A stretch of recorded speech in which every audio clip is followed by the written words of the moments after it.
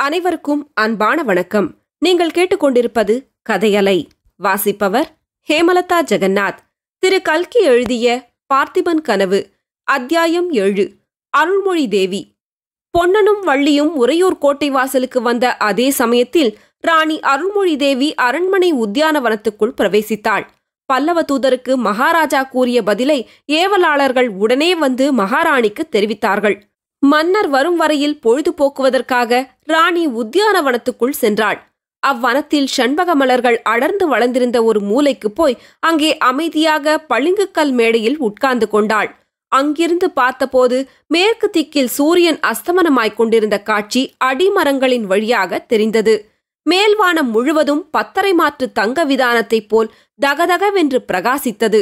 பார்த்து கொண்டிருக்கும் போதே தங்க நிறத்தின் சோபை மங்கிக் கொண்டு வந்தது. அடிவானத்தில் சூரியன் மறைந்தது.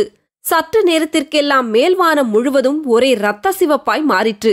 இந்த காட்சி அருள்மொழி தேவிக்கு ரணகளத்தையும் அங்கே இரத்த ஆறு பெருக்கெடுத்து ஓடுவதையும் ஞாபகப்படுத்திற்று. தேவி நடுநடுங்கி கண்களை மூடிக்கொண்டாள். மறுபடி அவள் கண்ணை திறந்து பார்த்தபோது வெள்ளி நிலவின் இன்பக் கிரணங்கள் மரக்கிளைகளின் வழியாக எட்டி பார்க்கத் தொடங்கியிருந்தன.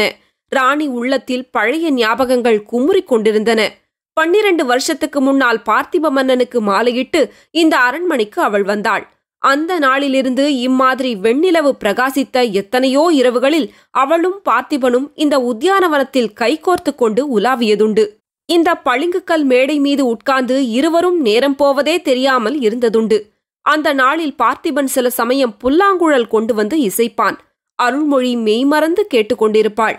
கண்ணபெருமானே பார்த்திபனாக உருக்கொண்டு வந்து மனம் புரிந்ததாக எண்ணி பூரிப்படைவாள்.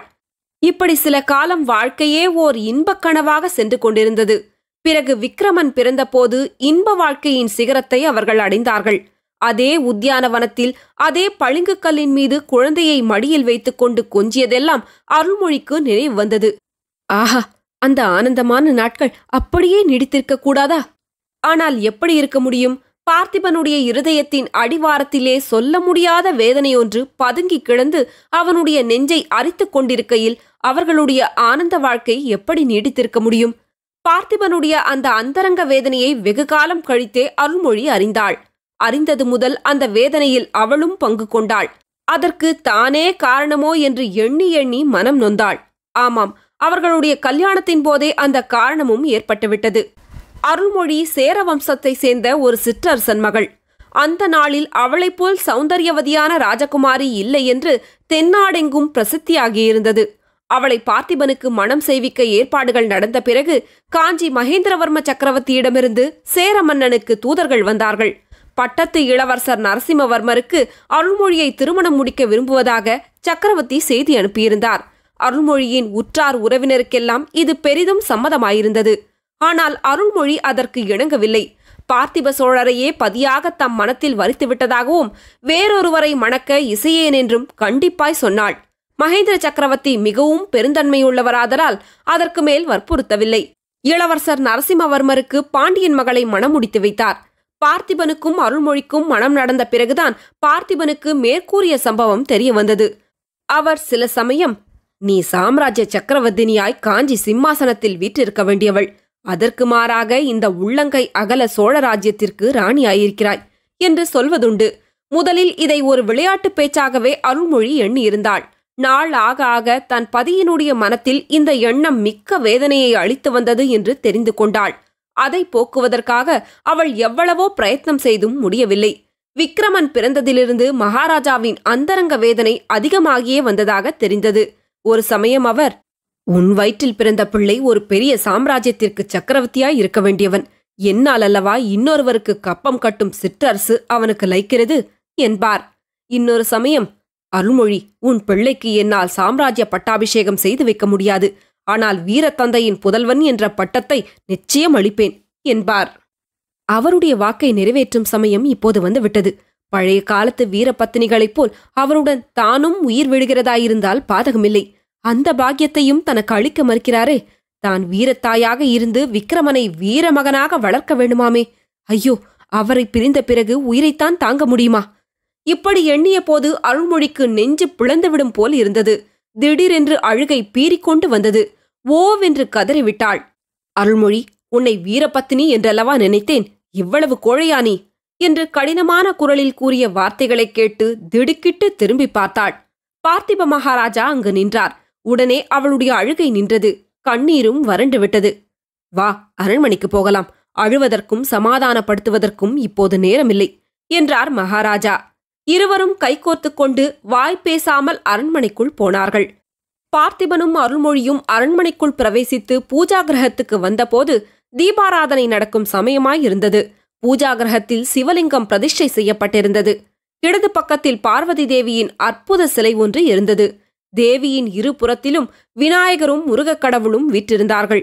இன்னொரு பக்கத்தில் ஸ்ரீதேவி பூதேவி சமேதரான மகாவிஷ்ணு தரிசனம் தந்தார்.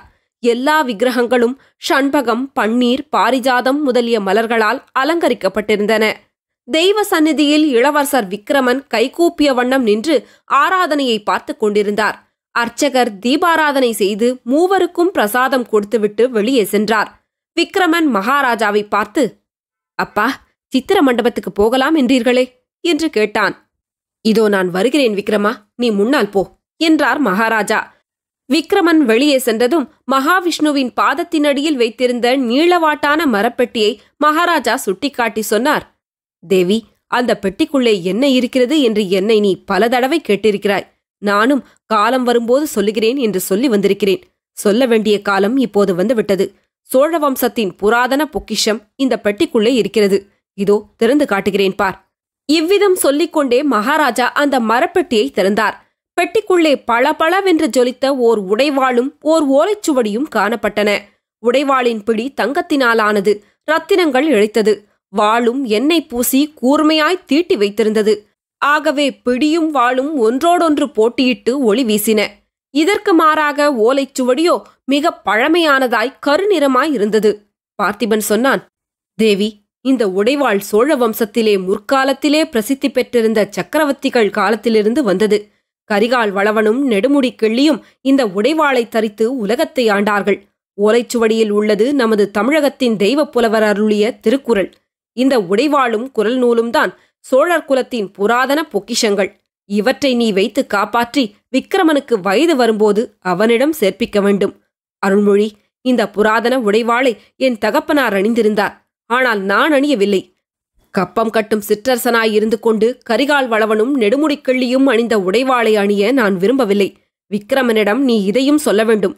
எப்போது அவன் ஒரு சின்னஞ்சிறு பிரதேசத்துக்காவது சுதந்திர மன்னனாகிறானோ அப்போதுதான் இந்த உடைவாளை தரிக்கலாம் என்று கூற வேண்டும். அக்காலத்தில் இந்த உடைவாளை தரித்து இந்த தெய்வ திருக்குறளில் சொல்லியிருக்கும் வண்ணம் ராஜ்யபாரம் செய்யும்படியும் கூற வேண்டும். இந்த பொறுப்பை உன்னிடம் ஒப்புவிக்கிறேன். அருள்மொழி, அதை நிறைவேற்றுவதாக தெய்வ சந்நிதானத்தில் எனக்கு வாக்குறுதி அளிக்க வேண்டும். விக்கிரமனை வீரமகனாக நீ வளர்க்க வேண்டும். இதை கேட்ட அருள்மொழி தேவி கண்களில் நீர் ததும்ப விம்முகின்ற குரலில், அப்படியே செய்கிறேன் மகாராஜா என்றாள். பார்த்திபன் அப்போது, இறைவன் அதற்கு வேண்டிய தைரியத்தை உனக்கு அளிக்கட்டும் என்று சொல்லி அருள்மொழியை தழுவிக்கொண்டு அவளுடைய கண்களில் பெருகிய கண்ணீரை தம்முடைய மேலாடையால் துடைத்தார். தொடரும். கதையலை உங்களுக்கு பிடிச்சிருந்ததுன்னா உங்க நண்பர்களோடும் உறவினர்களோடும் பகிர்ந்துக்கோங்க. நன்றி.